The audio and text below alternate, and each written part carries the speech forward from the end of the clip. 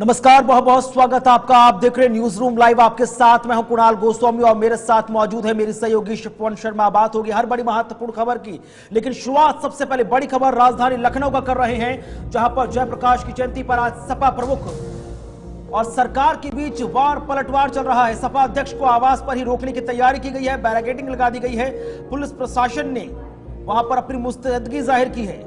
अखिलेश यादव ने हमला किया है कि आखिरकार जेपी एनआईसी के बाहर टीन के बड़े बड़े शेड लगाने के पीछे योगी सरकार का मकसद क्या है? क्या योगी सरकार इस जेपी एनआईसी सेंटर को बेचना चाहती है? क्या उसके अंदर कोई तोड़फोड़ की गई है? क्या जयप्रकाश नारायण की जो तमाम महत्वपूर्ण चीजें हैं उनको किसी तरह से चोट पहुंचाई गई है? तो बड़ी खबर, जहां पर सपा अध्यक्ष अखिलेश यादव के आवास के बाहर और सपा कार्यालय दोनों के बाहर पुलिस बल मौजूद है, बैरिकेडिंग की गई है। अखिलेश यादव को घर से बाहर निकलने नहीं दिया जा रहा है, लिहाजा तमाम सैकड़ों की तादाद में सपा कार्यकर्ता इस वक्त अखिलेश यादव के घर के बाहर ही डेरा डाले हुए हैं। पुलिस प्रशासन से उनके दो हाथ भी हो रहे हैं। तस्वीरें भी लगातार हम आपको दिखा रहे हैं कि किस तरह से, देखिए, आज का दिन योगी सरकार वर्सेस समाजवादी पार्टी के इर्द गिर्द घूमता हुआ नजर आ रहा है। तो तस्वीरें आपके सामने, जहां पर आप देखिए सपा कार्यालय और अखिलेश यादव के आवास के बाहर किस तरह से पुलिस प्रशासन मौजूद है। अखिलेश यादव को भरसक कोशिश की गई है कि उन्हें उनके आवास से बाहर निकलने ना दिया जाए, क्योंकि हमने पिछले साल भी देखा था ऐसे ही टीन के शेड को फलांगते हुए अखिलेश यादव अपने कार्यकर्ताओं के साथ अंदर प्रवेश कर गए थे। उसके बाद जमकर राजनीति हुई थी, लिहाजा आज के दिन ये तमाम तस्वीरें ना नजर आए। अब तस्वीरें आप देखिए लखनऊ यूपी से, जहां पर किस तरह से सैकड़ों की तादाद में पोस्टर, बैनर, झंडे लेकर जो बैरिकेडिंग पर समाजवादी पार्टी के कार्यकर्ता चढ़े हुए हैं और उनके सामने भारी मात्रा में यूपी पुलिस और अन्य जो अर्धसैनिक बलों की टुकड़ियां मौजूद हैं।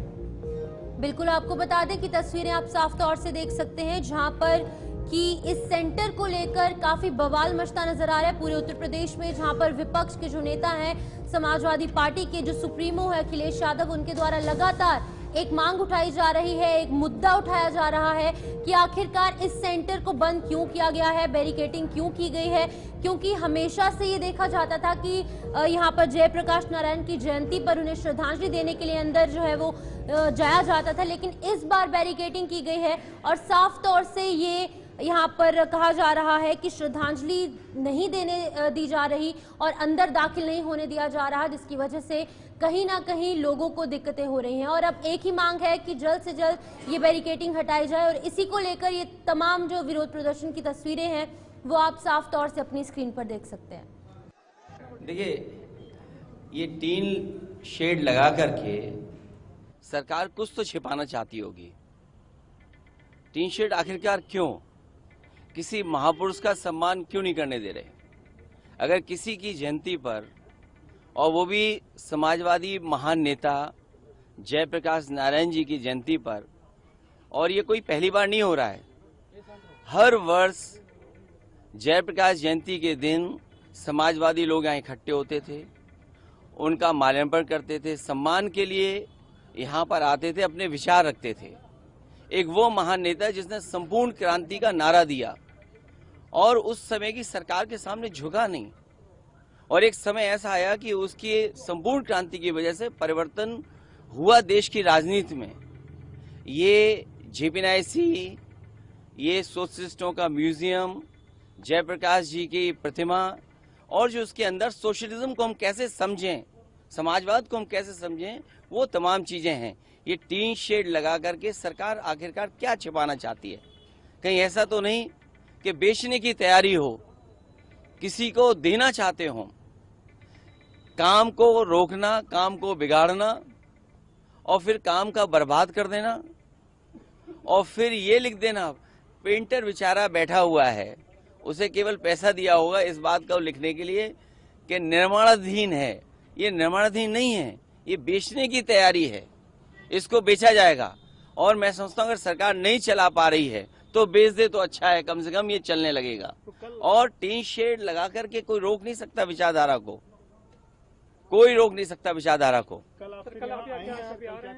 कल का कार्यक्रम खल तय रोक नहीं सकते। टीन शेड लगाने के पीछे की विचारधारा क्या है? आखिरकार जब आज जयप्रकाश नारायण की जयंती है तो समाजवादी पार्टी के कार्यकर्ताओं को आज क्यों नहीं वहां पर जाकर उन्हें श्रद्धा सुमन अर्पित करने की इजाजत नहीं देने दी जा रही? सीधे रुक करेंगे ग्राउंड जीरो का। लखनऊ से इस वक्त हमारे साथ हमारे संवाददाता उमेश मिश्रा सीधे लाइव जुड़ रहे हैं। उमेश, ताजा जानकारी साझा कीजिए, तस्वीरें दिखाइए और बताइए कि इस वक्त मौजूदा स्थिति क्या कुछ नजर आ रही है।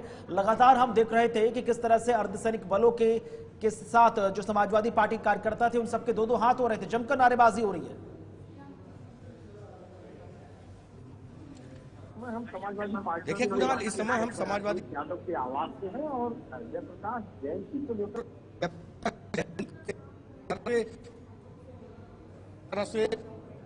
समाजवादी पार्टी के राष्ट्रीय अध्यक्ष अखिलेश यादव के आवाज से तमाम समाजी दल यहाँ पर तैनात है। बैरिकेडिंग की गई है हजारों की संख्या में। देखिए अखिलेश यादव का आवाज खुला है, जो पार्टी के कार्यकर्ता है कुणाल, वो लगातार अखिलेश यादव के आवाज की तरफ बढ़ रहे हैं और देखिए किस तरह से जो पार्टी पदाधिकारी हैं वो आ रहे हैं और संभवतः जो नारायण जी की मूर्ति है वो आवाज से निकाली जा रही है। देख सकते हैं तस्वीरें साफ तौर पे इसी तरह से जिस तरह प्रशासन और सरकार रोका गया था इस बात को नहीं किया गया था, लेकिन जो नारायण जी की मूर्ति है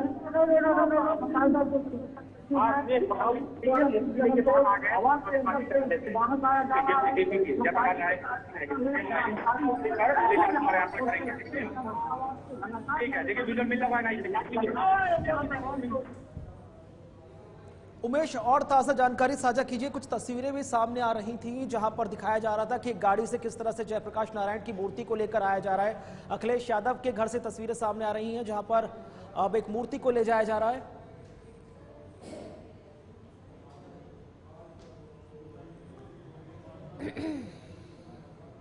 तो किस तरह से जेपीएनआईसी के जो तमाम सेंटर पर तमाम समाजवादी पार्टी के जो कार्यकर्ता हैं वहां एकजुट होते हुए नजर आ रहे हैं। एक सुनहरे कलर की मूर्ति लाल रंग की गाड़ी में लेकर आई जा रही है।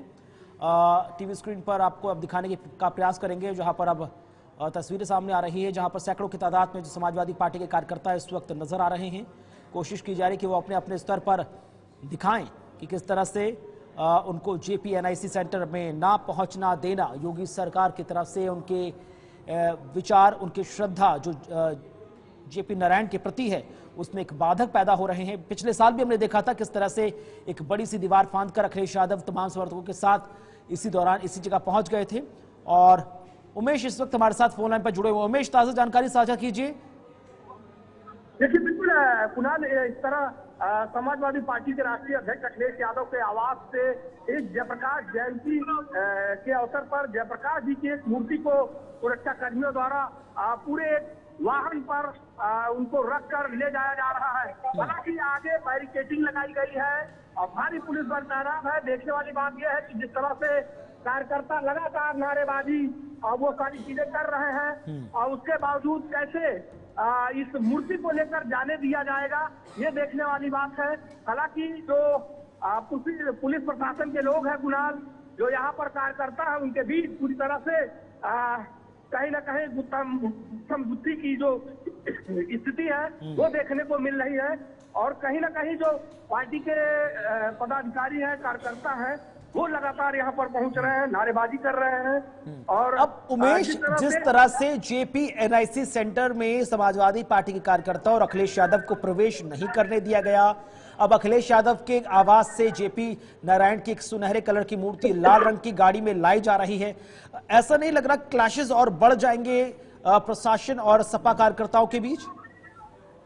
बिल्कुल, कहीं ना कहीं जो स्थिति है वो यही है कि जो पार्टी के कार्यकर्ता हैं वो बैरिकेडिंग पर चढ़ गए हैं और जो उनके हाथों में झंडा है, लगातार वो नारेबाजी कर रहे हैं। तो कहीं ना कहीं जो पुलिस प्रशासन है उनके सामने ये कार्यकर्ता चुनौती जरूर है। हालांकि इस चुनौती से निपटने के लिए जो अधिकारी हैं, जो भारी पुलिस बल है, जो अधिकारी यहाँ पर मौजूद है, उन्होंने पूरी बैरिकेडिंग कर रखी है। लेकिन यहाँ पर कार्यकर्ता और जो पुलिसकर्मी हैं उनके बीच कहीं कहीं झड़प भी हो रही है। लेकिन उसके बावजूद भी इतना गुत्थम गुत्थी के बावजूद भी जो बैरिकेडिंग है वो मजबूत बहुत बनाई गई है और जो पार्टी के कार्यकर्ता हैं वो ऊपर चढ़ गए हैं और कहीं ना कहीं ऊपर चढ़ के जो है यहाँ पर नारेबाजी की जा रही है और अखिलेश यादव के आवाज से जो ये जयप्रकाश जी की मूर्ति निकाली गई है तो समझा जा सकता है कि कहीं ना कहीं ये भी सूत्र कहते हैं कि समाजवादी पार्टी के राष्ट्रीय अध्यक्ष अखिलेश यादव भी अपने आवाज से निकल सकते हैं। तो कहीं ना कहीं ये देखिए कि जो अखिलेश यादव का जो आवाज है और वहां से अब उमेश, जो समाजवादी पार्टी के राष्ट्रीय महासचिव हैं रामगोपाल यादव, वो आरोप लगा रहे हैं कि बीजेपी या बीजेपी की पार्टी से जुड़े जो लोग हैं वो जो अपने अपने समय के राजनीतिक पुरोधा रहे हैं उन सबको अपनी विरासत समझने का दावा पेश करती है। पहले गांधी जी के विचारों को हथियाने का प्रयास किया गया, जबकि गांधी जी पूरे देश के हैं। अब ऐसे ही जयप्रकाश नारायण जी के प्रति भी बीजेपी ऐसे जाहिर कर रही है कि जेपी नारायण सिर्फ भारतीय जनता पार्टी के हैं, जबकि वो एक सर्वभौमिक नेता है। उमेश, आवाज पहुंच रही है अब तक? देखिए बिल्कुल समाजवादी पार्टी के राष्ट्रीय अध्यक्ष अखिलेश यादव अपने आवाज से निकल चुके हैं और कहीं ना कहीं वो जो बैरिकेडिंग लगाई गई है जहां पर पार्टी कार्यकर्ता पहले से मौजूद थे, नारेबाजी कर रहे हैं, यहाँ पर अखिलेश यादव खुद पहुंच चुके हैं और जैसा कि मैंने पहले बताया कि जयप्रकाश नारायण की जो मूर्ति है उसको लेकर यहाँ पर एक गाड़ी में, लाल गाड़ी में इसको रखा गया है और यहाँ पर खुद अखिलेश यादव खुद पहुंच चुके हैं पुनः। और देखिए कहीं ना कहीं जो प्रशासन के लोग हैं, शासन के लोग हैं, उनके साथ गुत्थम गुत्थी हो रही है। जो पार्टी कार्यकर्ता तमाम दर्शकों को समझाइए कि ये मूर्ति लेकर क्या कहाँ जा रहे हैं, क्या जेपी एनआईसी सेंटर जा रहे हैं, किसी अन्य स्थान पर इसको लगाया जाएगा? देखिए अभी ये जो जयप्रकाश नारायण की मूर्ति है वो एक गाड़ी पे है और कहीं ना कहीं जो बैरिकेडिंग की गई है उनके आवास के पास जहां पर उसको लाया गया है, खुद अखिलेश यादव भी यहीं पहुंचे हैं और तमाम जो पार्टी के कार्यकर्ता हैं, वर्कर हैं, ये देखिए अखिलेश यादव खुद उस मूर्ति के पास जो जयप्रकाश नारायण की मूर्ति है जो गाड़ी पे, उस गाड़ी पे खुद अखिलेश यादव चढ़ गए हैं और कहीं ना कहीं जो पार्टी के कार्यकर्ता हैं वो जोर जोर से नारेबाजी कर रहे हैं। साथ ही साथ जो पुलिसकर्मी हैं जो यहाँ पर उनके साथ जो है पार्टी के जो पदाधिकारी हैं अखिलेश यादव खुद आवाज पर ही जयप्रकाश नारायण जी की प्रतिमा पर माल्यार्पण करने जा रहे हैं। चलिए, शुक्रिया आपका उमेश, हमारे साथ फोन लाइन पर जुड़ने के लिए, ताजा अपडेट साझा करने के लिए। तो तस्वीरें हम आपको सीधे राजधानी लखनऊ से दिखा रहे हैं जहां पर किस तरह से जयप्रकाश नारायण की जो मूर्ति है वो अखिलेश यादव के आवाज से लेकर अब जेपी एनआईसी सेंटर लाई जा रही है। तमाम चैनल्स पर आप देख सकते हैं तस्वीरें किस तरह से लगातार ये खबर सुर्खियों में है, क्योंकि यूपी प्रशासन लगातार ये कोशिश कर रहा था कि समाजवादी पार्टी के नेता कार्यकर्ता जेपी एनआईसी ना जाए, क्योंकि लगातार लखनऊ डेवलपमेंट अथॉरिटी यानी कि एलडीए की तरफ से एक लेटर जारी किया गया कि वहां पर अभी निर्माणाधीन कार्य चल रहा है, वहां पर तमाम तरह का जो कंस्ट्रक्शन का मटेरियल है वो वहां पर बिखरा पड़ा है, लिहाजा जो कंस्ट्रक्शन कार्य है उसमें बाधा ना पहुंचे, इसलिए तमाम समाजवादी पार्टी के कार्यकर्ताओं को आज वहां जाने की इजाजत नहीं दी गई। दूसरी तरफ अखिलेश यादव अपनी जिद पर अड़े हुए हैं कि आज किसी ना किसी तरह जेपी नारायण की जयंती पर वो वहां जाएंगे और माल्यार्पण अर्पण करेंगे। अब यहां पर 360 डंड निकल कर यह आया कि एक नई मूर्ति लाकर उसको अखिलेश यादव अपने काफिले के साथ लेकर अपने घर से निकल पड़े। बहरहाल समय समय पर इस खबर से जुड़ी तमाम अपडेट्स आपके साथ साझा की जाएंगी। अब आगे बढ़ेंगे, रुक करेंगे अगली भी कुछ और बड़ी महत्वपूर्ण खबरों की तरफ। अगली बड़ी खबर का रुख कर रहे हैं जहां पर जम्मू कश्मीर में सरकार गठन को लेकर तैयारियां तेज कर दी गई हैं। श्रीनगर में कांग्रेस की जो इकाई है वो आज एक विधायक दल की बैठक कर रही है। साथ ही साथ जानकारी मिल रही है कि जम्मू कश्मीर कांग्रेस जो प्रेसिडेंट है तारिक हामिद कर्रा, उनके नेतृत्व में इस बैठक का आयोजन किया गया है, जिसमें आने वाले वक्त में कांग्रेस पार्टी की क्या भूमिका रहेगी, सरकार गठन में कांग्रेस पार्टी का क्या अहम रोल रहेगा, सरकार किस तरह से कोलिशन गवर्नमेंट के तहत आगे बढ़ती नजर आएगी और किस तरह से जम्मू प्रोविंस, कश्मीर प्रोविंस दोनों की ही इंडिविजुअलिटी को बरकरार रखा जाएगा। जानकारी यह भी मिल रही है कि इस बैठक के बाद एलजी से ये दोनों अलायंस के जो महत्वपूर्ण राजनीतिक दल हैं वो मुलाकात करते हुए नजर आएंगे और सरकार बनाने का दावा भी पेश करेंगे। बिल्कुल, आपको बता दें कि जम्मू कश्मीर में जिस तरीके से अब नतीजों का ऐलान हो चुका है, 8 अक्टूबर को नतीजे कुछ इस तरीके से निकलकर सामने आए कि इंडिया ब्लॉक जो है उसकी सरकार जम्मू कश्मीर में बनेगी। और अभी आपको बता दें कि श्रीनगर में एक अहम कांग्रेस के विधायक दल की बैठक चल रही है और तारिक हमीद कर्रा जो कि JKPCC चीफ है, उनकी अध्यक्षता में ये महत्वपूर्ण ये अहम बैठक चल रही है। और इसके बाद ये भी बताया जा रहा है कि लेफ्टिनेंट गवर्नर मनोज सिन्हा से इंडिया ब्लॉक का जो डेलीगेशन है वो मुलाकात करेगा और सरकार बनाने का दावा जो है वो यहाँ पर पेश किया जाएगा। उमर अब्दुल्ला की दूसरी बार यहाँ पर सरकार बनेगी और दूसरी बार मुख्यमंत्री जो है वो उमर अब्दुल्ला बनने वाले हैं। आपको बता दें कि यहाँ पर 42 यानी कि 42 सीटों के साथ नेशनल कॉन्फ्रेंस काफी ज्यादा मजबूत नजर आई। वहीं दूसरी तरफ 6 सीटें जो है वो कांग्रेस के खेमे में नजर आई और उसी के साथ साथ CPIM तारिगामी की जो पार्टी है, मोहम्मद यूसुफ तारिगामी, उनके झोली में 1 सीट नजर आई। जिसके बाद की 4 इंडिविजुअल कैंडिडेट जो इंडिपेंडेंट कैंडिडेट्स थे जम्मू डिवीजन से जो जीतकर सामने आए थे, उन्होंने भी यहाँ पर इंडिया ब्लॉक के साथ हाथ मिला लिया है। नेशनल कॉन्फ्रेंस के साथ हाथ मिलाने के बाद अब 53 सीट्स के साथ 53 मजबूत कैंडिडेट्स के साथ जो सरकार है जम्मू कश्मीर में बनेगी। आज की ताजा खबर अपडेट निकल कर ये सामने आ रही है कि श्रीनगर में अहम बैठक चल रही है जिसमें कि तारिक हमीद कर्रा जो है इस बैठक की अध्यक्षता कर रहे हैं। किस तरीके से अहम भूमिका कांग्रेस पार्टी की रहने वाली है, क्योंकि एक तरफ नेशनल कॉन्फ्रेंस है 42 सीटों के साथ और दूसरी तरफ मात्र 6 सीटों के साथ कांग्रेस पार्टी है। अब क्या कुछ भूमिका कांग्रेस पार्टी की इस सरकार में रहने वाली है, अपने आप में बड़ा एक यहाँ पर क्वेश्चन मार्क है। लेकिन वहीं दूसरी तरफ क्योंकि ये जो यहाँ पर अलायंस हमेशा से मजबूत रहा है, हालांकि इनिशियल रिपोर्ट्स में कुछ यहाँ पर अंतरकलह की खबरें, इंटरनल डिस्प्यूट्स निकलकर सामने आए, लेकिन at the end of the day अब ये जो अलायंस है काफी स्ट्रांग है और अभी ये मीटिंग चल रही है और बहुत ही जल्द लेफ्टिनेंट गवर्नर मनोज सिन्हा के साथ इंडिया ब्लॉक का जो डेलीगेशन है वो मुलाकात करेगा। बिल्कुल, और बिल्कुल। अपडेट भी आप तक पहुंचाएंगे। और हमारे साथ हमारे संवाददाता इमरान नाइकू जुड़ रहे हैं। इमरान, ताजा अपडेट साझा कीजिए और बताइए कि क्या कुछ जानकारी मिल रही है। कांग्रेस की आज महत्वपूर्ण बैठक चल रही है, क्या कुछ पूरा दिन रहने वाला है सरकार के गठन के हवाले से? बिल्कुल, पहले मैं आपको ये रेक्टिफाई करूंगा, कांग्रेस की जो आज की मीटिंग है वो दोपहर 2 बजे शुरू होगी।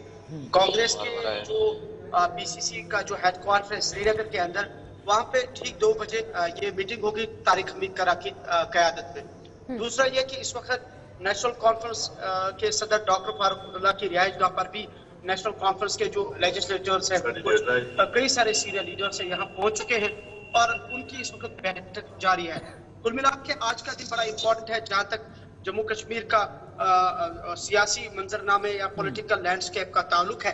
एक तरफ कांग्रेस की आज मीटिंग है 2 बजे, जो तारिक हमीद कर्रा लेजिस्लेटर्स की मीटिंग कर रहे हैं, लेजिस्लेटिव पार्टी मीटिंग कर रहे हैं और इसमें पार्टी की जानिब से लीडर को भी मुंतखब किया जाएगा और साथ साथ जो इस वक्त नेशनल कॉन्फ्रेंस के सदर डॉक्टर फारूक अब्दुल्ला की गुप्का रिहाइशगाह पर भी कई सारे नेशनल कॉन्फ्रेंस के लेजिस्लेटर्स पहुंच चुके हैं, MLAs पहुंच चुके हैं और यहाँ पर भी सीनियर लीडर्स के साथ पार्टी की मीटिंग जारी है।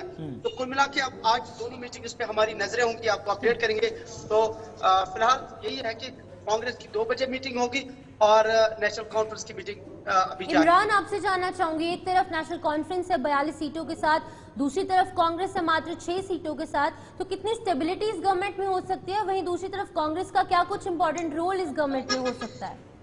देखिए, कांग्रेस का इंपॉर्टेंट रोल है ही है। ऑल दो कि हम देख रहे कि नेशनल कॉन्फ्रेंस के साथ 42 सीटें उनकी है, 4 ने और उनके को सपोर्ट किया है इंडिपेंडेंट कैंडिडेट्स और ऑलरेडी 4 जो नेशनल कॉन्फ्रेंस के साथ जुड़ चुके हैं वो पहले नेशनल कॉन्फ्रेंस से ही वाबस्ता थे। तो अगर पार्टी की स्ट्रेंथ देखें वो 46 पहुंची है और कांग्रेस के 6 है हो गए 52 और CPIM मोहम्मद यूसुफ तारिगामी को मिला के और ये अलायंस जो है ये 53 तक पहुंच चुका है। और जहां तक आपके सवाल का ताल्लुक है कि रोल क्या रहेगा, देखिए नेशनल कॉन्फ्रेंस अपने स्टैंड पे कायम है। इवन कल जब उमर अब्दुल्ला को लेजिस्लेटर लीडर मुंतखब किया गया तो उसके बाद हमने सीनियर लीडर से ये सवालात पूछे कि क्या रोल है, तो सबका यही कहना है कि ये जो हुकूमत है ये अलायंस की हुकूमत होगी और इसमें जो हक रखता है जैसे कि जम्मू को एकोमोडेट किया जाएगा, कश्मीर को एकोमोडेट किया जाएगा, इसी तरीके से कांग्रेस को एकोमोडेट किया जाएगा, नेशनल कॉन्फ्रेंस को एकोमोडेट किया जाएगा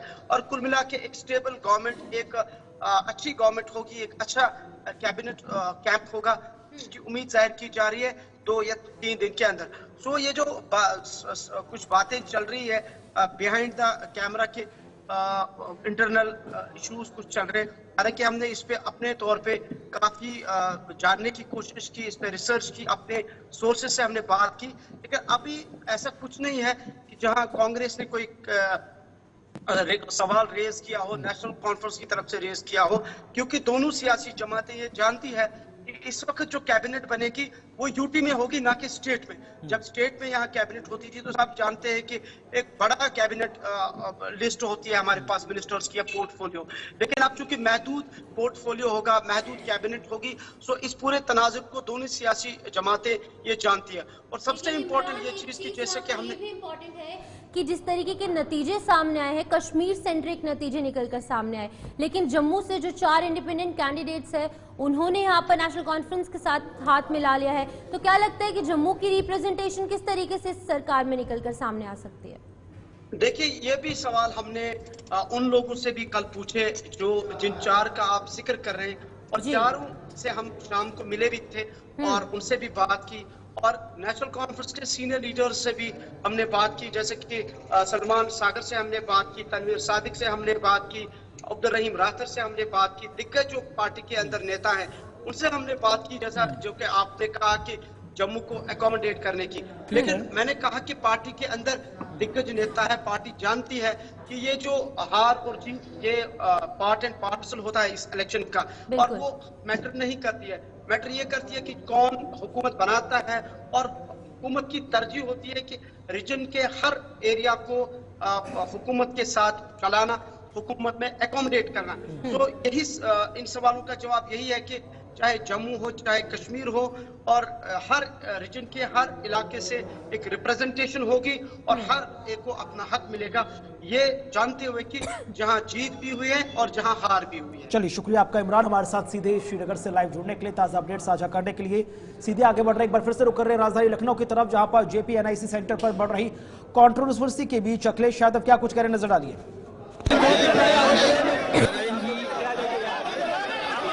उनकी जयंती के दिन हम सब समाजवादी लोग मिलकर के JPNIC में जो म्यूजियम बना है, सोशलिस्ट म्यूजियम, उसमें जाकर के जननायक जयप्रकाश जी की प्रतिमा पर हर बार हम लोग जयंती मनाते हैं। लेकिन पता नहीं सरकार क्या कारण है जयंती के लिए रोक रहे हैं, माल्यार्पण नहीं करने दे रहे हैं।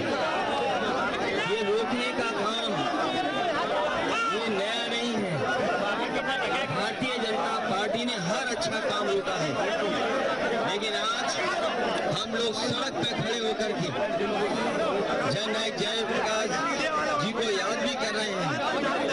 ये सरकार रोकना चाहती है कि हम माल्यार्पण न करें, लेकिन हम लोगों ने यहाँ पर सड़क पर ही माल्यार्पण कर दिया है। और जयप्रकाश जी के नाम पर जो स्मारक बना है उसको इसलिए ढका हुआ है, कहीं साजिश है उसके पीछे, और साजिश ये कि लोग बेचना चाहते हैं। सोचिए, ऐसी सरकार कार्यकर्ताओं को संबोधित करते हुए और लगातार कंट्रोवर्सी जिस तरह से चल रही है, उसके बाद अब देखना बेहद खास होगा कि मामला आखिरकार सियासी तौर पर कितना तूल पकड़ता हुआ नजर आता है। तो आज जयप्रकाश नारायण की जयंती है और JP नारायण की जयंती पर JPNIC सेंटर जाने से जब अखिलेश यादव को रोका गया, उसके बाद किस तरह से देखिए कि आज समाजवादी पार्टी के कार्यकर्ता जमकर राजनीति करते नजर आए। पुलिस बैरिकेडिंग को तोड़ा गया, जो अर्धसैनिक बल है उनके साथ भी तू मैं नजर आई है। और उसके बाद अब आगे बढ़ रहे, रुक कर रहे अगली बड़ी महत्वपूर्ण खबर की तरफ, जहां पर हरियाणा में कांग्रेस की हार के बाद हाहाकार मचा हुआ है, जहां पर कहा जा रहा है कि राहुल गांधी ने कहा कि पार्टी के नेताओं ने अपने पर्सनल इंटरेस्ट को पार्टी के इंटरेस्ट से ऊपर रखा, जिसकी वजह से पार्टी के हाथ में सत्ता आते आते निकल गई। तो अब इस पूरे मामले को लेकर हार की जांच के लिए फैक्ट फाइंडिंग कमेटी का गठन किया गया है। लेकिन इन तमाम चीजों के बीच ये जो बैठक हुई राहुल गांधी के नेतृत्व में दिल्ली में, इसमें कांग्रेस पार्टी के ही हरियाणा इकाई के बड़े नेता भूपेंद्र सिंह हुड्डा और हरियाणा कांग्रेस अध्यक्ष उदयभान सिंह नहीं पहुंचे, जिसके बाद अब इस मीटिंग में कांग्रेस के अंदर गुटबाजी में, कांग्रेस में मनमुटाव में और कांग्रेस के अंदर जो विरोधाभास है उसको लेकर सवाल अपने आप उठने लगे हैं।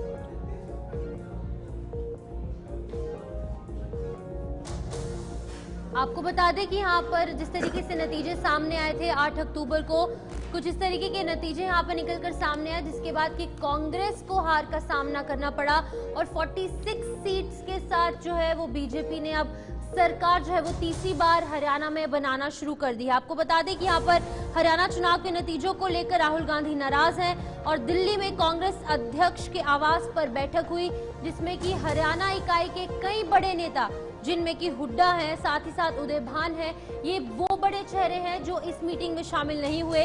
जिसके बाद कि कांग्रेस की फैक्ट फाइंडिंग कमेटी जो है वो हरियाणा जाएगी और आखिरकार उन मुद्दों पर चर्चा की जाएगी, उन विषयों पर चर्चा की जाएगी कि आखिरकार हार का सामना हरियाणा में कांग्रेस को क्यों करना पड़ा। इन तमाम चीजों पर चर्चा होगी और सर्वे भी किया जाएगा, लोगों से बातचीत की जाएगी और तमाम जो अधिकारी हैं उनसे भी विचार विमर्श किया जाएगा कि आखिरकार रीजंस क्या है कि कांग्रेस पार्टी जो है वो यहाँ पर हरियाणा में जीत हासिल नहीं कर पाई। बिल्कुल, तो लगातार कांग्रेस पार्टी जो लगातार इस बार सोच रही कि 10 साल के बाद वनवास समाप्त होगा, लेकिन पार्टी को बहुमत नहीं मिला। पहले चरण के रुझान में जो पार्टी, पहले राउंड के रुझान में जो पार्टी 60 का ऊपर नंबर छू रही थी, वो किस तरह से नतीजों में आते आते 33 के अंक पर अटक कर रह गई, 33 से 37 के नंबर के बीच आया। वहीं दूसरी तरफ जानकारी यह भी मिल रही है कि इस बात को लेकर कांग्रेस नेता राहुल गांधी बेहद नाराज नजर आ रहे हैं। उन्होंने साफ कहा कि पार्टी नेताओं के जो पर्सनल इंटरेस्ट थे वो पार्टी इंटरेस्ट के ऊपर कमजोर पड़ गए और यही वजह रही कि पार्टी नेताओं ने कोऑर्डिनेशन बनाकर नहीं रखा और नेताओं के बीच जो मनमुटाव था वो जनता को साफ नजर आया और यही कारण है कि पार्टी मन मुताबिक अच्छा परफॉर्मेंस नहीं कर पाई। अब फैक्ट फाइंडिंग कमेटी का गठन किया गया है, जिसमें कांग्रेस पार्टी के कई नेता इसमें अहम रोल निभाते हुए नजर आएंगे। प्रयास किया जाएगा, एक निष्कर्ष पर पहुंचा जाएगा कि आखिरकार क्या क्या कारण रहे जिसकी वजह से कांग्रेस जीत के दोराहे पर आते आते पिछड़ गई। बिल्कुल, आपको बता दें कि यहाँ पर सबसे बड़ी बात यहाँ पर राहुल गांधी ने कही है कि हरियाणा में जो आला नेता हैं, जो हाईकमान है कांग्रेस की यहाँ पर हरियाणा में, उनके लिए पर्सनल इंटरेस्ट जो है वो पहले रहे, पार्टी इंटरेस्ट उन्होंने पीछे छोड़ दिया, जिसकी वजह से कि हरियाणा में कांग्रेस को हार का सामना करना पड़ा। एक बड़ी मीटिंग यहाँ पर मल्लिकार्जुन खड़गे, जो कि प्रेसिडेंट है कांग्रेस पार्टी के, नेशनल प्रेसिडेंट है, उनके घर पर, उनके आवास पर ये मीटिंग हुई है, जिसमें कि बड़े नेता शामिल नहीं हुए, जिसकी वजह से कि ये साफ जाहिर हो चुका है कि किस तरीके से अंतरकला कहीं ना कहीं कांग्रेस पार्टी में हरियाणा में चल रही है, जिसकी वजह से कहीं ना कहीं कांग्रेस पार्टी को हार का सामना करना पड़ा और बीजेपी जो है इस बार भी यानी कि हैट्रिक लगाते हुए तीसरी बार हरियाणा में सरकार बनाने जा रही है। बिल्कुल, कांग्रेस नेता उदित राज क्या कुछ कह रहे हैं, नजर डालिए। हरियाणा में हमारी आंतरिक गड़बड़ियां जरूर हैं, लेकिन मैं इतना कह सकता हूं उसके बावजूद भी 2/3 सीटें हमें मिलती है। जनता बहुत ही नाराज थी भारतीय जनता पार्टी से, तो एक फैक्टर नहीं है। यहाँ पर कुछ लोगों ने अपने लोगों को टिकट बांटा और सामाजिक समीकरण का ध्यान नहीं रखा, और भी हैं जैसे कि तमाम सिटिंग एमएलए हैं या सारे सिटिंग एमएलए को रिपीट करना, ये सब जनरल बातें हैं जो हमारी कमियां रही हैं। देखिए, इसके बावजूद भी हम सरकार बनाते, ये मैंडेट चोरी का है और बेईमानी का है। अभी तक इलेक्शन कमीशन जवाब दे नहीं पाया। 99% बैटरी चार्ज मिली हैं, कैसे चार्ज मिली हैं, एक बात है।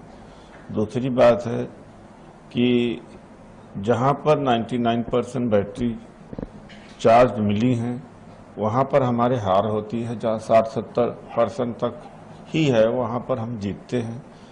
और तीसरी बात है कि काफ़ी राउंड तक का काउंटिंग का डिटेल नहीं दिया जाता। अचानक कुछ लोगों को विजयी डिक्लेयर कर दिया जाता है या अधिकारियों को दबाव में ऐसा कराया गया, तो ये मैंडेट में बेईमानी है, लोकतंत्र का गला घोटा गया। लेकिन सर, कांग्रेस ने एक तकनीकी टीम गठित की है। तो सुना आपने कांग्रेस नेता उदित राज किस तरह से कांग्रेस के अंदर मौजूद तमाम खामियों को एक एक करके रखते नजर आए। उन्होंने कहा कि इस पर काम करना पड़ेगा और काम करने के साथ साथ पार्टी नेताओं को अपने निजी हितों को दरकिनार करते हुए पार्टी के विकास पर ज्यादा फोकस करना पड़ेगा।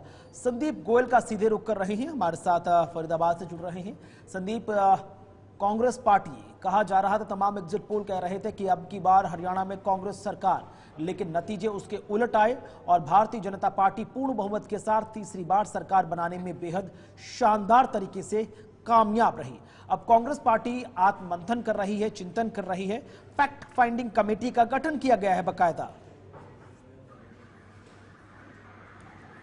बिल्कुल, देखिए कमेटी का गठन किया जा रहा है। हालांकि इसमें कौन कौन मेयर हो गई है फाइनल नहीं हो पाया है, लेकिन साफ तौर पर नाराज है राहुल गांधी और ये कह रहे हैं कि आखिर जो रुझान थे, जो हत्या थी, वो आखिर जो है मतगणना के बाद धीरे धीरे कैसे कम होती नजर आई। हालांकि लंबी चर्चा होनी है इस पर, लेकिन अभी 8 घंटे की मीटिंग में फाइनल नहीं किया जा सकता कि क्या कारण रहे, क्या ये गुटबाजी रही या फिर ईवीएम, इन तमाम चीजों के चुनाव आयोग की बात कही जा रही है। लेकिन अभी एक कमेटी गठित होगी और ये चेक किया जाएगा कि हरियाणा में इतनी अच्छी जो स्थिति में कांग्रेस नजर आ रही थी, आखिर हार की वजह क्या रही, और इन्हीं चीजों को लेकर एक कमेटी बनाई जाएगी। लेकिन सीधे तौर पर नाराज हैं राहुल गांधी भूपेंद्र सिंह हुड्डा से, पार्टी के उन नेताओं से जो हरियाणा में काम कर रहे थे, और ये कह रहे थे कि जो पर्सनल इंटरेस्ट रखते थे नेता और वो पार्टी के इंटरेस्ट को पीछे छोड़ गए, यानी कि सीधे तौर पर अपने इंटरेस्ट को देखते हुए जो बड़े लीडर हैं जिन पर दारोमदार था हरियाणा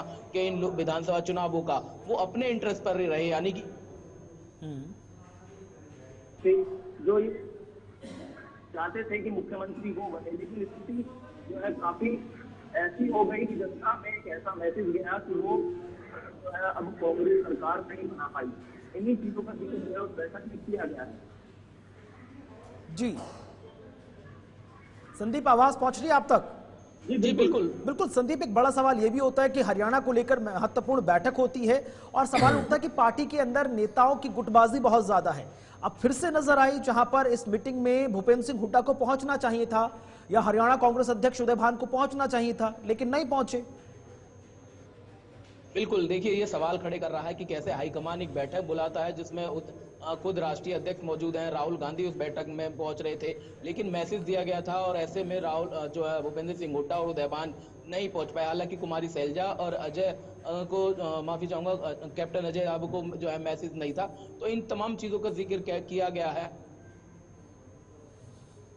में शामिल होना था, लेकिन इस बैठक में क्या वजह रही, क्यों आप नहीं पहुंच पाए, क्या नाराजगी, क्या वजह थी, ये हालांकि अभी तक नहीं हो पाया। चलिए, शुक्रिया आपका हमारे साथ संदीप जुड़ने के लिए, ताज़ा अपडेट साझा करने के लिए।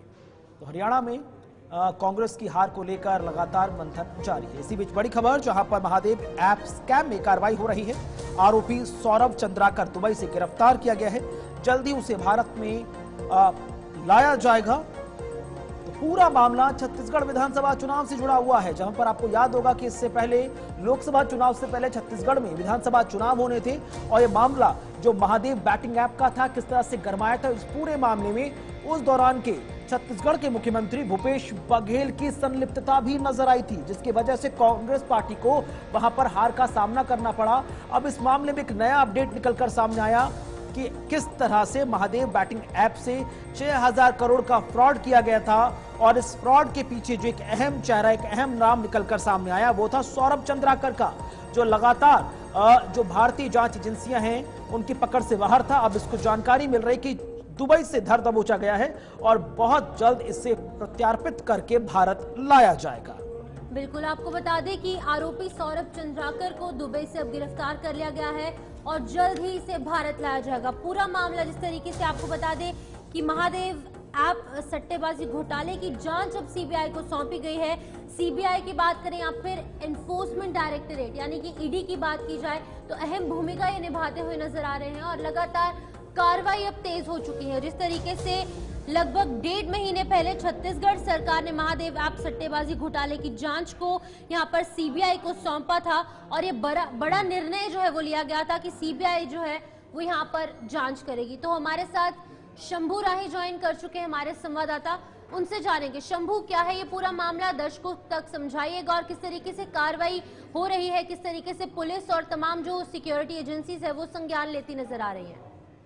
जी बिल्कुल, बताना चाहूंगा विधानसभा छत्तीसगढ़ चुनाव से पहले वहाँ पे एक बड़ा कट्टा था, एक ऑनलाइन कट्टा था जिसका मास्टरमाइंड जो था वो सौरभ चंद्राकर था। इसमें बताना चाहूंगा कि लगातार सौरभ चंद्राकर जो है लाखों करोड़ों की धोखाधड़ी और ये मनी लॉन्ड्रिंग की केस दर्ज की गई थी, बट वो यहाँ नहीं थे और वो जो दुबई से ये पूरा जो है ये स्कीम को संचालित करते थे। और अभी जानकारी यही मिल रही है कि सौरभ चंद्राकर को दुबई गिरफ्तार कर लिया है। बताया जा रहा है कि इंटरपोल रेड कॉर्नर के नोटिस के तहत निजामत के संयुक्त कार्रवाई की गई है और जल्द से जल्द उसे भारत लाने की जो बात कही जा रही है। जी शंभू, आपसे जानना चाहूंगी, सीबीआई और ईडी काफी अहम रोल निभाते नजर आ रहे, काफी अहम भूमिका के साथ पूरी गोपनीयता के साथ दुबई से ये जहां पर अभियुक्त है उसे गिरफ्तार किया गया है। किस तरीके से इसे इंडिया लाया जाएगा? फिर ये भी अनुमान जताया जा रहा है कि और भी गिरफ्तारियां जो है इससे पूछताछ के बाद निकलकर सामने आ सकती हैं। बिल्कुल बिल्कुल, देखिए ये जब से ये मामला सामने आया था उसके बाद जो है पूरा ये मामला हैंडल जो है सीबीआई कर रहा था और इस मामले को लेकर के कई अहम हिस्से जो इसे लोग जो इस मामले से जुड़े थे लगातार गिरफ्तार किया था, धीरे कड़ियों को जोड़ते गया और आज जो मास्टरमाइंड है वो गिरफ्तार कर लिया है। कहीं न कहीं एक बड़ी बात है, सीबीआई जो इस पूरे मामले को देख रही थी, ईडी इस मामले को लगातार देख रही थी, तो कहीं न कहीं जिस तरीके से गिरफ्तारी हुई है बड़ी बात है और जल्द से जल्द ही भारत लाने की जो बात कही जा रही है तो एक बड़ी राहत की बात है।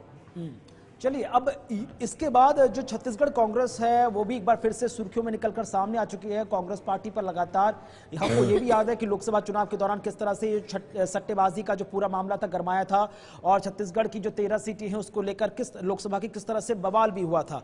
अब आगे क्या नजर आ रहा है? कांग्रेस पार्टी इस पूरे मामले पर डैमेज कंट्रोल कैसे करेगी?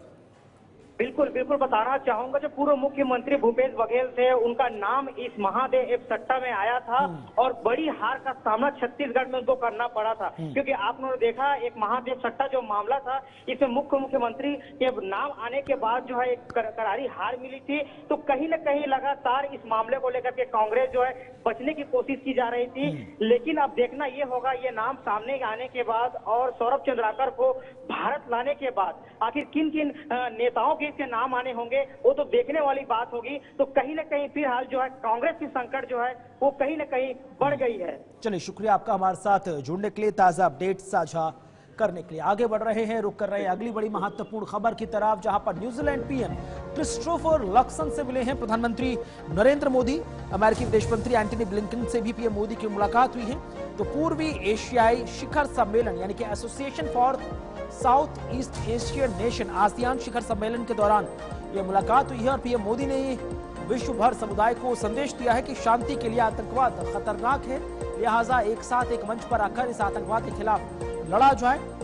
तो पीएम मोदी ने मिल्टन तूफान से हुई जनहानि पर दुख भी जाहिर किया है। तो प्रधानमंत्री नरेंद्र मोदी ने पूर्वी एशिया शिखर सम्मेलन के दौरान न्यूजीलैंड के पीएम क्रिस्टोफर लक्सन और अमेरिकी विदेश मंत्री एंटनी ब्लिंकन से मुलाकात की। पीएम मोदी ने इस दौरान तूफान मिल्टन के दौरान हुई जनहानि पर सचिव ब्लिंकन को अपनी संवेदनाएं जाहिर की हैं।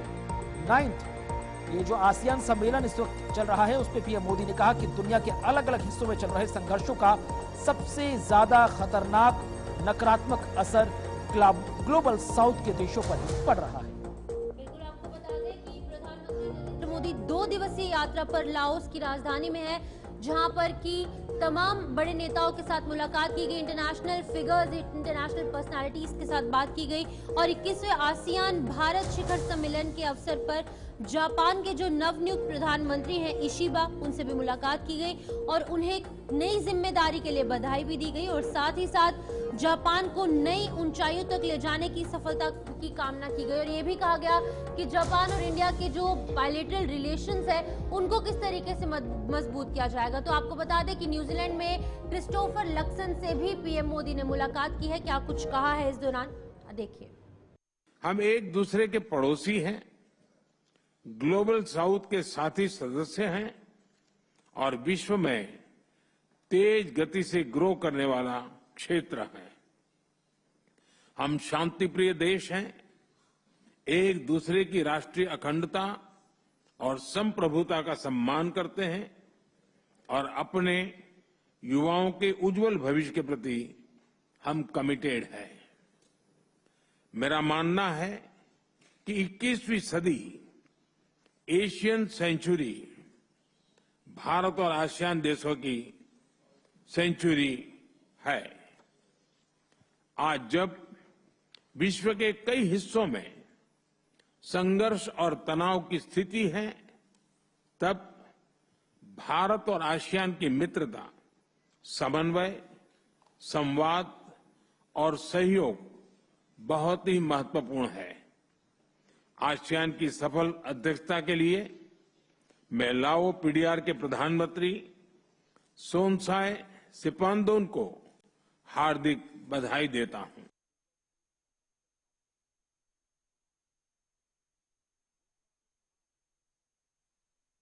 जिसमें देश भर के, दुनिया भर के जो तमाम बड़े नेता हैं, प्रतिष्ठित चेहरे हैं, उन सबसे एक करके मुलाकात हो रही है।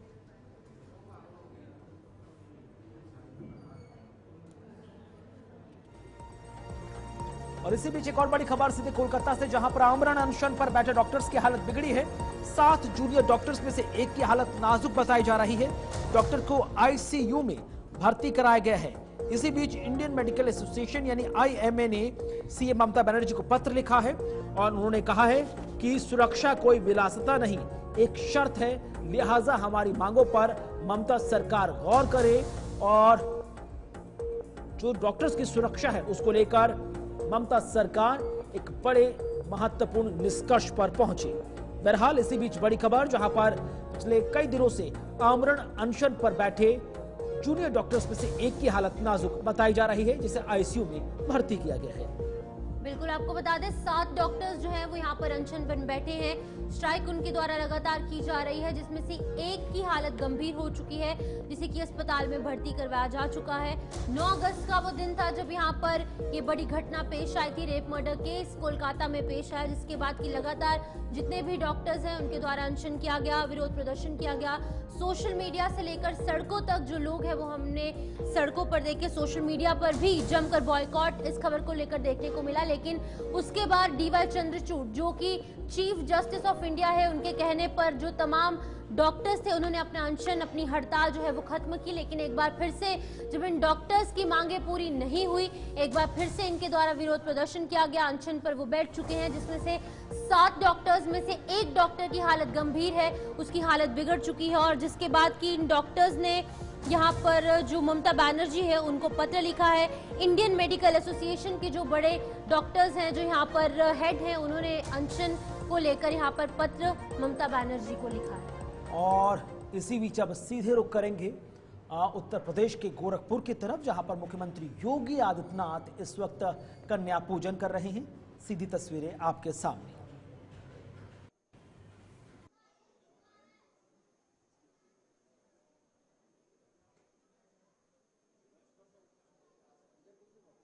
आज के दिन सिद्धिदात्री की पूजा की जाती है। सिद्धिदात्री की पूजा के दौरान मां दुर्गा के जो 9 रूप हैं, जिसमें शैलपुत्री, ब्रह्मचारिणी, चंद्रघंटा, स्कंदमाता, कुष्मांडा, कात्यायनी, कालरात्रि और महागौरी, इन सभी 9 रूपों की पूजा की जाती है। और 9 रूपों के तौर पर 9 छोटी छोटी कन्याओं का पूजन होता है। सीधे गोरखपुर से सीधी लाइव तस्वीरें मुख्यमंत्री योगी आदित्यनाथ की, देखिए किस तरह से वो कन्या पूजन कर रहे हैं। तिलक, सिंदूर, चुनरी सब भेंट कर चरण स्पर्श करके रामनवमी के दिन को आज वो सार्थक बना रहे हैं।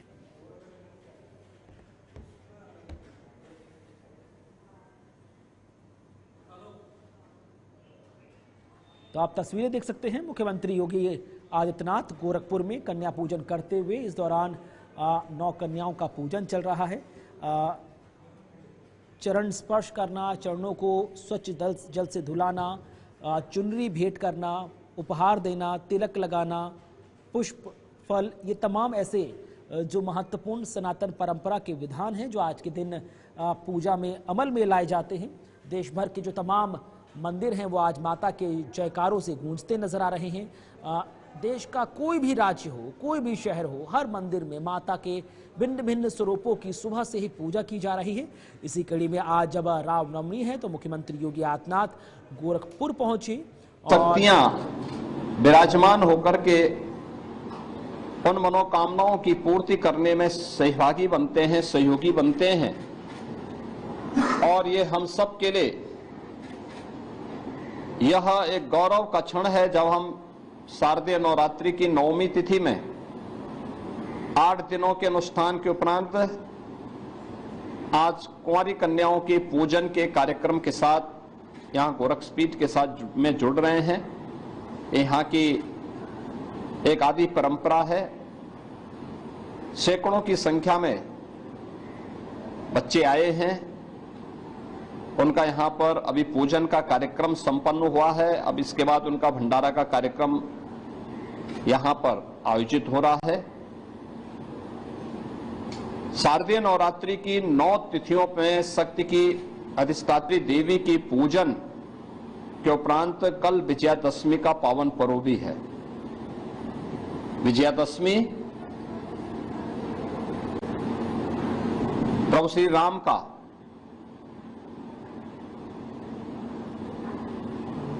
रावण पर विजय के उल्लास का पर्व है। स्वाभाविक रूप से जब शक्ति की साधना होगी तो सिद्धि के रूप में विजय श्री अवश्य प्राप्त होगी। दूसरा, जो समाज अपनी आधी आबादी का सम्मान करेगा, उसका सशक्तिकरण करेगा, वह समाज स्वयं ही विजय श्री को वर्ण भी करेगा। यह पर्व इस बात की भी प्रेरणा प्रदान कर रहा है। आज के इस अवसर पर जब हम लोग नवरात्रि के 9वीं तिथि पर जगत जननी मां भगवती के इन पावन 9 स्वरूपों के दर्शन और उनके पूजन के अनुष्ठान के साथ जुड़ रहे हैं, मैं पूरे प्रदेश वासियों का आह्वान करूंगा कि हमारी सनातन धर्म की परंपरा कितनी पवित्र और कितनी उदात्त रही है कि उसने हर महत्वपूर्ण पर्व और त्योहार को समाज को आगे बढ़ने, एक नई प्रेरणा प्रदान करने का माध्यम बनाया है। शारदीय नवरात्रि आधी आबादी के सम्मान का, उनकी सुरक्षा का, उनके स्वावलंबन का भी एक नई प्रेरणा हमें प्रदान कर रहा है। आधी आबादी का सम्मान होगा, उनका सशक्तिकरण होगा, तो समाज स्वयं ही समर्थ और सशक्तिमान और सामर्थ्यमान होगा। भारतीय मनीषा ने वैसे ही नहीं कहा कि यत्र नारस्तु पूजन्ते रमन्ते तत्र देवता। ये दैवीय शक्तियां वहीं बसेंगी जहां उस प्रकार के अनुकूल वातावरण हो, और इस वातावरण के लिए उस प्रकार का माहौल बनाना हम सबकी जिम्मेदारी बनती है। सुरक्षा सबको मिलनी चाहिए, लेकिन अगर आधी आबादी स्वयं सुरक्षित हो जाएगी तो पूरे समाज की सुरक्षा उसके साथ जुड़ी हुई है। और विजयादशमी का ये पर्व कल हम सबको 9 दिनों की इस अनुष्ठान के बाद प्राप्त होने वाली सिद्धि के फलस्वरूप प्राप्त होने वाली। मुख्यमंत्री योगी आदित्यनाथ को इस वक्त आप सुन रहे हैं। मुख्यमंत्री योगी आदित्यनाथ गोरखपुर पहुंचे हुए हैं, जहां पर रामनवमी के अवसर पर कन्या पूजन चल रहा है। इसी कड़ी में अब आपको कुछ तस्वीरें भी दिखाते हैं, जहां पर शरदीय नवरात्र पर मंदिरों में श्रद्धा का जनसैलाब उमड़ा है। भारी संख्या में मंदिरों में श्रद्धालु पहुंच रहे हैं, नतमस्तक हो रहे हैं, और मां विंध्यवासिनी देवी मंदिर में भी भक्तों का तांता लगा हुआ है। देश भर में सुख समृद्धि की कामना की जा रही है। मां के अलग अलग 9 रूपों की पूजा हो रही है। शरदीय नवरात्र हर किसी के लिए बेहद खास है, और तस्वीरें हम आपको दिखा रहे हैं, जहां पर देश भर के तमाम मंदिरों में माता के जयकारे लग रहे हैं। आपको बता दें कि यहाँ पर आज रामनवमी रामनवमी का पर्व हर्षोल्लास के साथ पूरे देश भर में मनाया जा रहा है, जहां पर अलग अलग जगहों की तस्वीरें, अहमदाबाद से मंदिर की तस्वीर आप साफ तौर से देख सकते हैं, प्रयागराज से भी उत्तर प्रदेश से तस्वीरें हैं जहां पर कि सैकड़ों की तादाद में मंदिर में भक्तजन जो है वो उमड़ते हुए नजर आ रहे हैं, नतमस्तक हो रहे हैं। मुंबई के मंदिर की तस्वीर आपके सामने है जहां पर कि श्रद्धालु जो हैं वो यहाँ पर माथा टेक कर सुख समृद्धि की कामना कर रहे हैं। रांची से भी तस्वीरें आपके सामने है, वाराणसी और साथ ही साथ हरिद्वार, तमाम वो जगह है पूरे जम्मू कश्मीर के साथ, हरियाणा की बात हो, दिल्ली की बात हो, मुंबई, हरिद्वार, वाराणसी, प्रयागराज, अहमदाबाद, यानी कि पूरे देश भर में आज रामनवमी का त्योहार मनाया जा रहा है। 9 दिन पूजा अर्चना करने के बाद आज कंजक पूजन जो है वो किया जा रहा है, कन्या पूजन विधि विधान से किया जा रहा है, जहाँ पर कि प्रसाद कन्याओं को खिलाकर यहाँ पर माता विंध्यासिनी की और जो 9 स्वरूप है दुर्गा माता की उसकी पूजा अर्चना की जा रही है, सुख समृद्धि की कामना की जा रही है। और साथ ही साथ तस्वीरें आप साफ तौर से देख सकते हैं कि हजारों की तादाद में भक्तजन जो है वो मंदिरों में पहुंच रहे हैं और श्रद्धा का जनसैलाब कहीं ना कहीं आज पूरे देश में हम देख रहे हैं। और वहीं पर आने वाले कल भी जो है वो विजयदशमी का पर्व धूमधाम से मनाया जाएगा।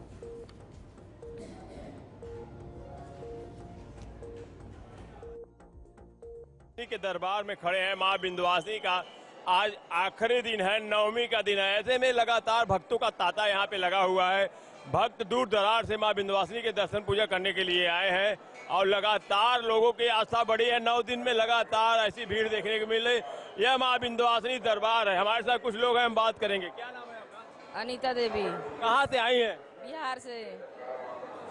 दर्शन हुआ? जी दर्शन हुआ है। कैसा लग रहा है मां विंध्यवासिनी? बहुत अच्छा लग रहा है। पहले तो छोटा था, अब कॉरिडोर भी बन रहा है। पूरा अच्छा लग रहा है, पूरा भारी हो गया है, पूरा हो गया है, अब अच्छा लग रहा है। क्या कहेंगी? कहेंगे माता के इकबाल से बहुत अच्छा लग रहा है। सब भक्तों को यहाँ पे आना जरूरी है, यही नो क्या। महिलाएं हैं जो बता रही हैं कि मां विंध्यवासिनी दरबार में दर्शन पूजन हो गया है, कॉरिडोर भी बन के तैयार हो रहा है, बहुत अच्छा लग रहा है और अच्छी व्यवस्थाएं हैं, शांति व्यवस्थाएं बनी हुई हैं। ऐसे में लोगों का कहना है कि बहुत ही अच्छी व्यवस्थाएं की गई हैं। हमारे साथ और भी लोग मौजूद हैं। क्या नाम है? निखिल कुमार पांडे। कहाँ से आए हो? हम आए हैं बिहार से, सासाराम। कैसा लग रहा है? बहुत अच्छा ही लग रहा है। मां विंध्यवासिनी दरबार में कॉरिडोर भी बन रहा है। हाँ, पहले तो छोटी छोटी गलियां थी, अब क्या लग रहा है? जैसे जैसे यहाँ पहले क्या था कि बहुत अच्छा, पहले से बहुत अच्छा हो गया है और सुधार आगे भी होगा। योगी जी से हम यही मतलब उम्मीद करते हैं। दर्शन हुआ? बहुत बढ़िया से दर्शन हुआ। ये थे बिहार के लोग जो कि बिहार, सासाराम, छपरा, आरा सभी लोग यहाँ पे मौजूद हैं मां विंध्यवासिनी दरबार में। हमारे साथ और भी लोग मौजूद हैं, हम बात करें। क्या नाम है? राकेश पांडे। राकेश जी कहाँ से आए हैं? सासाराम जी। कहाँ पर आए हैं? कहाँ पर आए हैं? विंध्यवासिनी देवी के पास। कैसा लग रहा है? बहुत अच्छा लग रहा है, बहुत अच्छा। क्या कहेंगे? बहुत अच्छा, बहुत बढ़िया, बहुत बढ़िया। माता की कृपा है, जय माता दी। और भी लोग मौजूद हैं, उनसे बात करेंगे। लगातार लोगों की आस्था बढ़ती नजर आ रही है। लोगों तो यूपी के मिर्जापुर से मां विंध्यवासिनी के धाम में तमाम लोग नतमस्तक होने के लिए पहुंचे हैं और शुभ अवसर बना है रामनवमी का। इसी के साथ हमारे आज के न्यूज रूम लाइव में बस इतना ही। वक्त छोटे से ब्रेक का, खबरें आगे जानिए।